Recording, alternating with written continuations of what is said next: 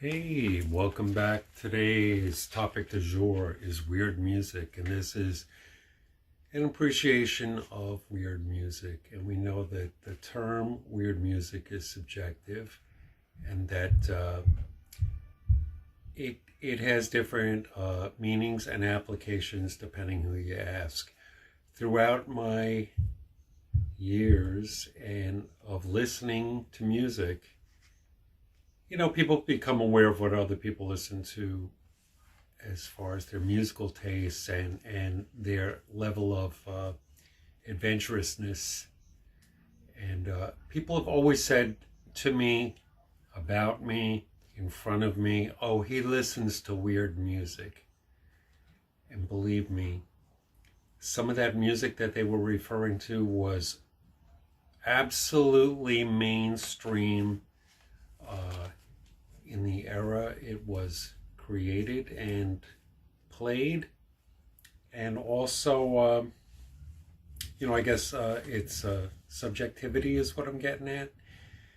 Because when people say you listen to weird music, that has a lot of different meanings. If you're hanging with a crowd that only listens to metal or industrial goth or whatever subgenre, and you break out a record of doo-wop, that's kind of like a catchphrase. Oh, they listen to weird music. And the flip side is, if you hang out with a crowd that listens to doo-wop and you pull out, the Residents or something, you're going to get labeled weird. But I've always been attracted to that because I know that it has such a wildly different meaning, and that actually might contain some great music worth seeking out. So here's a little quick grab from the collection of titles that could, by most people be defined as weird. It could be weird for a number of reasons. Could be a composer that kind of stepped outside their comfort zone and created something that, a standalone work that doesn't fit into their oeuvre, but somehow it does, if you're open-minded. All right, so moving right along, have a little batch here. Okay, so to make my point, this is part of that Ultra Lounge series. And again, I'm using CDs in this episode because they're easier to hold and grab, and I don't have a huge vinyl collection. I sold a lot of it off when I needed to. So anyway, here we go.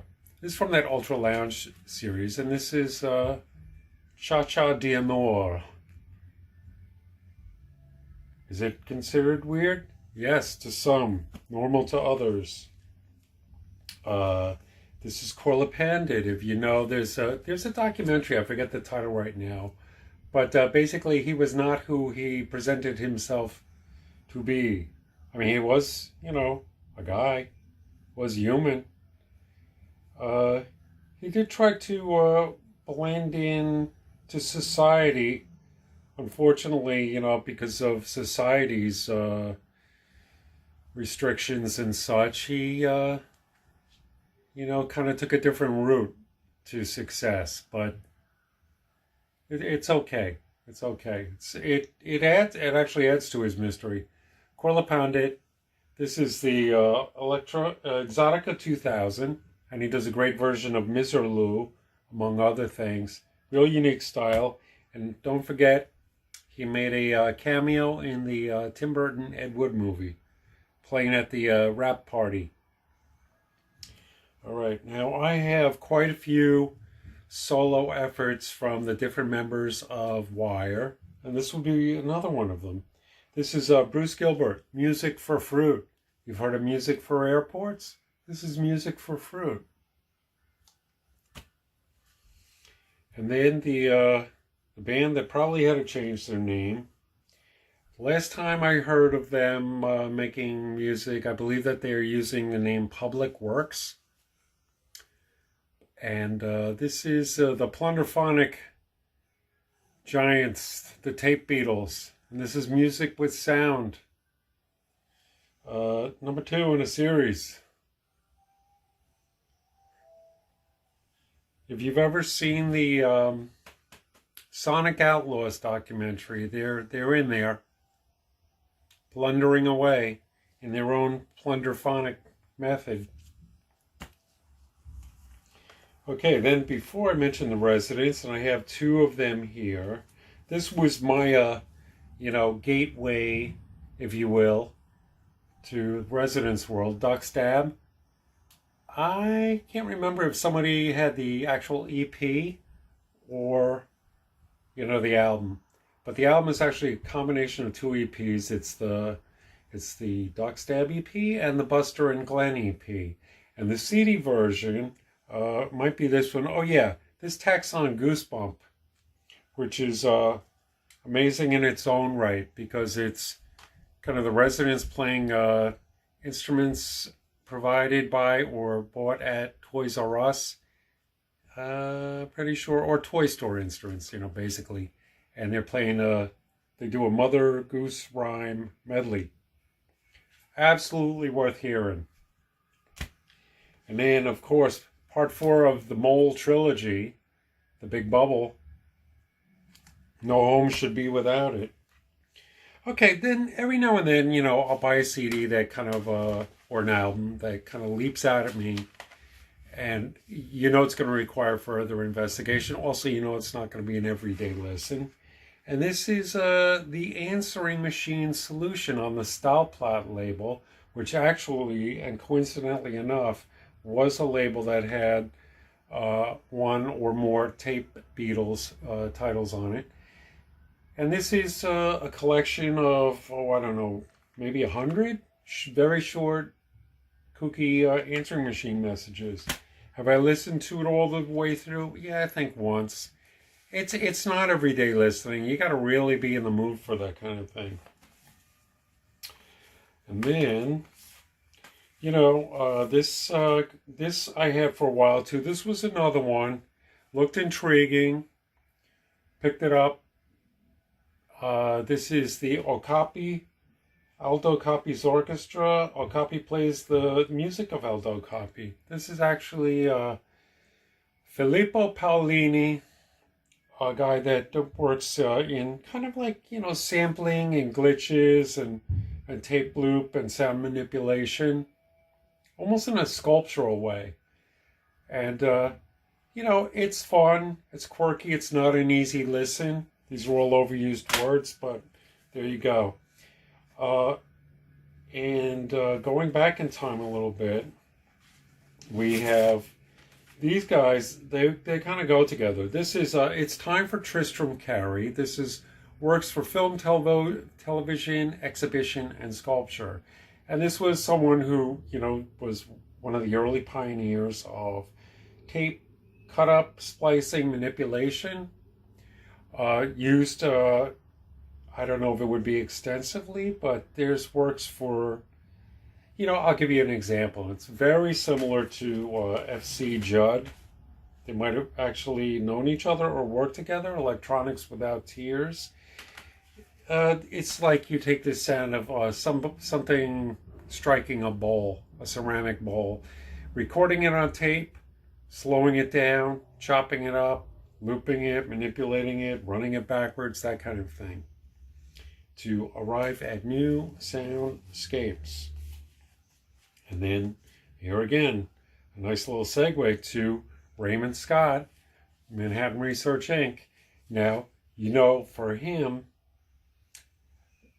people familiar with his swing band work and little jazzy swing combo, Powerhouse and the stuff that was used by Carl Stalling, I believe, in Looney Tunes. This is a real departure. He, very restless genius, inventor of electronic musical instruments and such, like the Electronium. And, there's that great documentary, Deconstructing Dad. Sound manipulation, very forward thinking. People are still catching up with this stuff. This I bought because of Jack Dangers of Meat Beat Manifesto's involvement. Admittedly, I've not listened to this all the way through yet. The Wide Weird World of Henry Jacobs.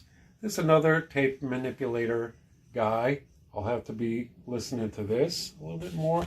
And my last two, I have the Liverpool Sound Collage. This is created by Paul McCartney from little scraps and studio chatter and unused. I think it's the source materials, unused Beatles stuff.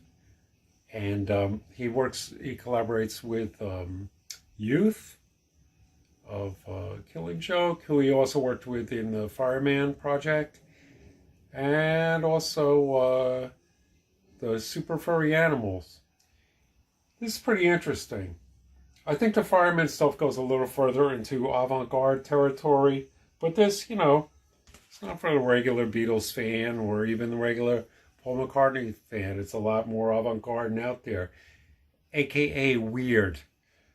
And then finally, Brian Eno, who I'm sure has been labeled many times as putting out weird music. Some people find the ambient music calming. Another person might find it really weird. He's got his solo albums.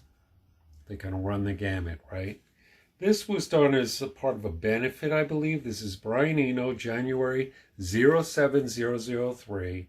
This is Bell Studies for the Clock of the Long Now.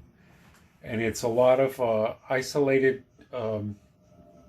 chimes and bells and things like that. The tones. It's like a collection of tones.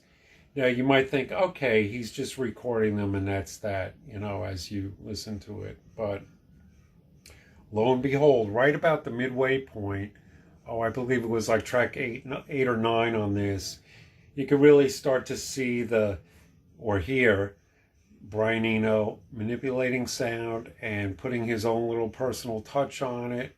And this is beautiful and amazing. It's not everyday listening. You wouldn't want to play it out. But this is beautiful. Wouldn't mind even seeing this come out on vinyl, being reissued, or a reissued expanded edition. I'm sure there's more material from this session and these recordings that's available. Do something else. Take some of these and remix them. Put out a revised edition. I'm there getting it. Anyway, that's all for now. Go listen to some weird music. Bye-bye.